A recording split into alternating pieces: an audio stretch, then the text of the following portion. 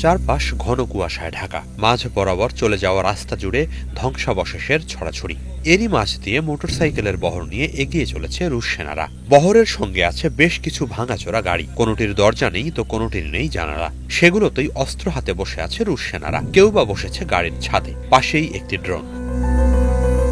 এভাবেই ইউক্রেনের পূর্বাঞ্চলে পোক্রোভাস্ক ও কুপিয়ান্স্ক শহরের গভীরে এগিয়ে যাচ্ছে রুশ সেনারা। 11 নভেম্বর এমনই একটি ভিডিও প্রকাশ করেছে ইউক্রেন যুদ্ধ সংশ্লিষ্ট রুশ ব্লগাররা। ভিডিওটি দেখে অনেকেই বলছেন এটি যেন হলিউডের কিংবদন্তি চলচ্চিত্র ম্যাড ম্যাক্সের দৃশ্য।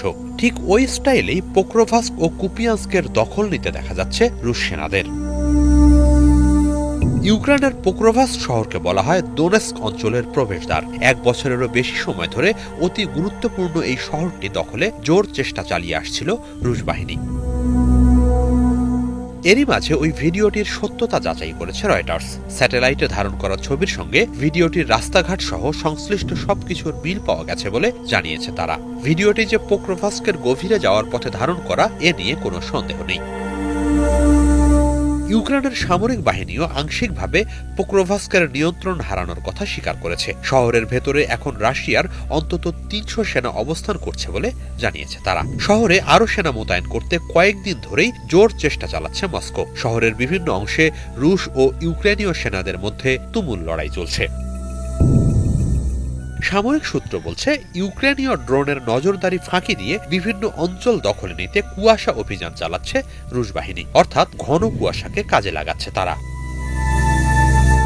সম্প্রতি নিউ ইয়র্ক পোস্টকে দেয়া এক সাক্ষাৎকারে ইউক্রেনের শীর্ষ সামরিক কমান্ডার ওলেক্সান্দার সিরস্কি বলেন, পোক্রোভাস্কের দখল নিতে 1.5 লাখ সেনা একত্রিত করছে রাশিয়া। রুশ বাহিনীর তথ্য অনুযায়ী ইউক্রেনের 19% বেশি অঞ্চল এখন তাদের দখলে, যা প্রায় 1,16,000 বর্গ কিলোমিটারের সমান। ইউক্রেনের প্রকাশিত তথ্যেও প্রায় একই পরিসংখ্যান দেখা যাচ্ছে। এদিকে শুধু পোক্রোভাস্ক নয়, রণাঙ্গনে দীর্ঘদিনের অচলাবস্থা ভেঙে দক্ষিণাঞ্চলের জাপোরিজিয়াতেও অপ্রতিরোধ অগ্রগতি পেয়েছে রুশ বাহিনী। রুশ আক্রমণের মুখে জাপোরিজিয়ায় পিছু হটছে ইউক্রেনীয় সেনারা। এর বাইরেও আরও কিছু অঞ্চলে ইউক্রেনকে পিছু হটতে বাধ্য করছে রাশিয়া। আল জাজিরার প্রতিবেদন বলছে, এরই মাঝে ইউক্রেনের শীর্ষ সামরিক কমান্ডার ওলেক্সান্দার সিরস্কি জাপোরিজিয়ায় তার বাহিনীর অবস্থা আশঙ্কাজনকভাবে খারাপ বলে স্বীকার করেছেন। তিনি বলেন, লোকবল ও অস্ত্রশস্ত্রে এগিয়ে থাকার সুবিধা কাজে লাগিয়ে তীব্র লড়াইয়ের মাধ্যমে রুশ বাহিনী জাপোরিজিয়ার উল্লেখযোগ্য অংশ দখলে নিয়েছে। ইউক্রেনীয় সেনাবাহিনী জানায়, রুশ বাহিনীর ভয়াবহ গোলাবর্ষণে প্রায় সব আশ্রয়কেন্দ্র ও প্রতিরক্ষা কাঠামো ধ্বংস হয়ে যাওয়ার পর 5টি গ্রাম থেকে সেনা প্রত্যাহার করা হয়। রাশিয়ার আচমকা এই অগ্রগতি প্রসঙ্গে বলতে গিয়ে সিরস্কি জানান, রুশ বাহিনী ঘন কুয়াশার সুযোগ নিয়ে ইউক্রেনীয় বাহিনীর বিভিন্ন অবস্থানে ঢুকে পড়ে হামলা চালাচ্ছে।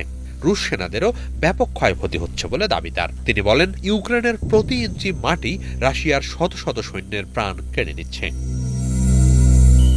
ইউক্রেনের সেনাবাহিনীতে এখন মারাত্মক জনবল সংকট দেখা দিয়েছে বলে জানাচ্ছেন সামরিক বিশ্লেষকরা।